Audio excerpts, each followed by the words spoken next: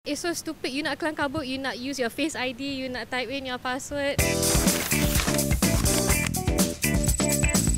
Apa pendapat anda tentang penggunaan apps untuk hubungi ambulans? Patut ke tak? Oh, it's not a good move because imagine if people who are not, privileged to have like a smartphone or the accessibility lah to satu is install the app and then you have to create an account and then imagine if it's like the old folks ke apa yang maybe have like memory problems ke and then suddenly you have to remember password, you have to click this that just to get help. You cannot rely solely based on the app. You can also make the 999 call available for everyone lah, not just pindah towards the app fully.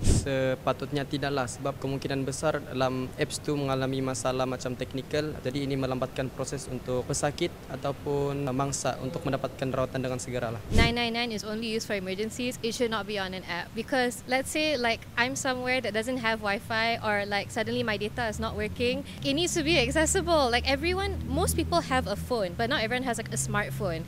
And also like some data companies, it doesn't 100% work. Like sometimes mine is working, but theirs is not working. And 999 is literally only used for emergencies. So to use an app, it's so stupid. You nak kelang kabut, you nak use your Face ID, you nak type in your password. I'm literally like having an emergency right now. I do not want to log into my account and then message them. Dia ada pro and cons lah. Tapi dia banyak cons lah sebenarnya bagi saya lah. Pro dia memang bagus lah, senang tekan macam tu terus call kan. Kalau ikut tekan 99 tu bukan susah mana pun. Tapi cons dia banyak sebenarnya untuk orang luar daripada kita yang duduk Lembah Kelang ni. Of course benda kita nak meluaskan lagi penggunaan apps, tapi orang luar banyak je pakai phone 310 apa semua kan. So benda tu tak boleh nak expect lah terus semua orang adapt. So bagi saya dia perlu by stage lah. Mungkin dia boleh start kat sini and at the same time mungkin sekarang ni tengah banyak hanky-panky lah. Yalah, of course kita nak kena register pun dah dengar banyak masalah lah. So it's a long way. I believe it's good. Tapi cuma kena banyak refine lagi lah.